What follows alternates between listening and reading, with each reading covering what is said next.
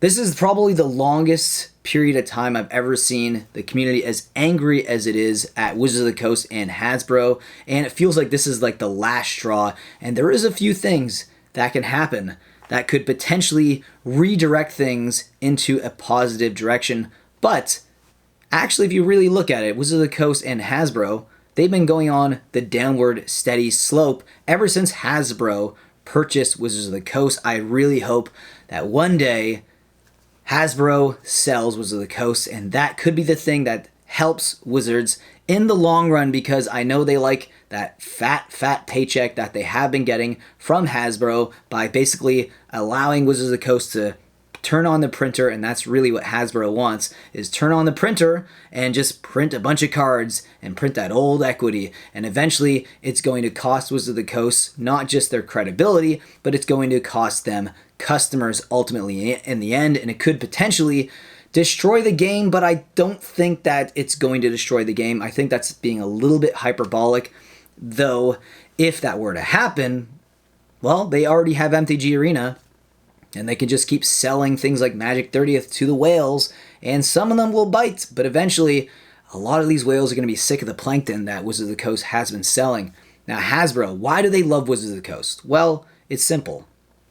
It's a pretty big IP. It's like the oldest card game, so it's got great brand recognition, not quite as big as Pokemon, but it's got massive brand recognition, and it's cheap to produce.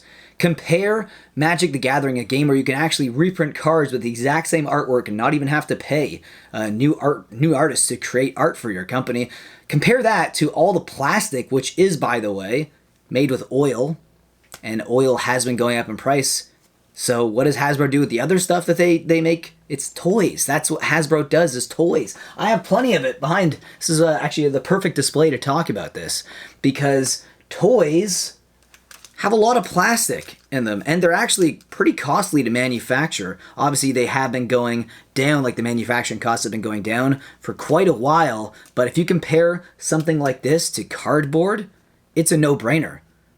Wizards of the Coast, they love Wizards of the Coast. Why would they ever want to let Wizards of the Coast go?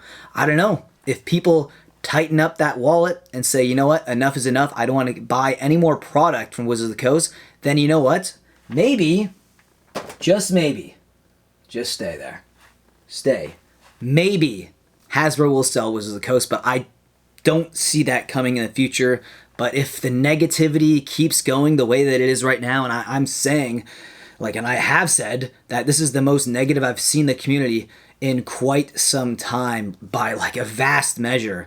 And Wizards of the Coast is being driven down this route, I think, personally, by Hasbro.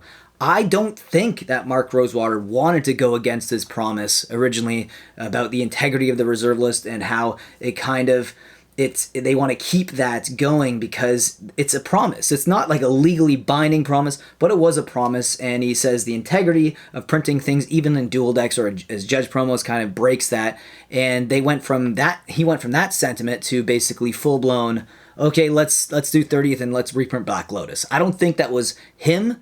I think that was a lot of Wizards of the Coast and higher up pressure, because obviously Hasbro's stock has been going down. I think this is a very quick decision, to be honest. I don't think this was something that they thought of for a long time. It might have been in the works for 4 to 5 months at the very least.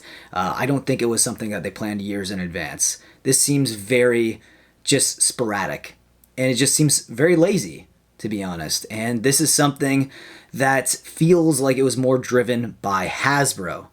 Hasbro is the one really who ultimately tells Wizards of the Coast what to do. It's not the other way around. Now Wizards of the Coast could grow a bit of a backbone and basically tell them to pound sand, but if that does happen, then that's a lot of jobs that are gone. It's a lot of CEO gone, maybe a COO, a CFO.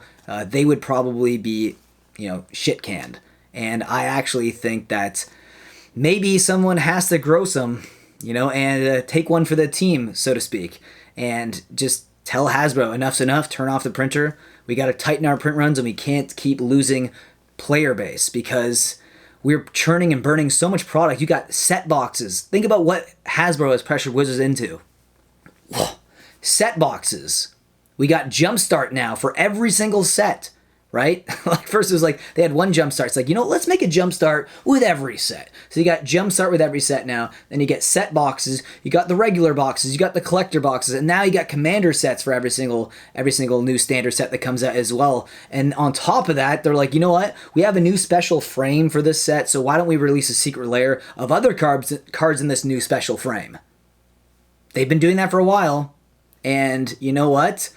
If you keep buying it, Wizards will keep supplying it. And that's really ultimately what I want this video to be about. And if you tighten up the pockets, say, nope, I'm not taking out my wallet again for Wizards of the Coast, maybe, just maybe, we can only dream that Hasbro will eventually bite the bullet and say, fine, you're gone. Let's try to buy Yu-Gi-Oh! Instead. God, that would be good, eh? If they bought Yu-Gi-Oh! Oh, yeah. But instead, they own Wizards of the Coast. That sucks. Anyways, hope you guys enjoyed today's video. Let me know what you think about this topic down below in the comment section. And with that being said, I'll see you guys in the next video. Face-to-Face Games is having their tour in Toronto and Calgary this year, and I'll be in Toronto for the event. And if you'd like $5 off your event, use the link in my description or the code Mattcaster. If you use my code, come by and see me, and I'll give you an extra $5 event ticket just for using my code and being awesome. The Toronto event is going to be November 25th to 27th, and the Calgary event is going to be December 9th to 11th. If you come to the Toronto event, I'll see you there, and don't forget to say hi.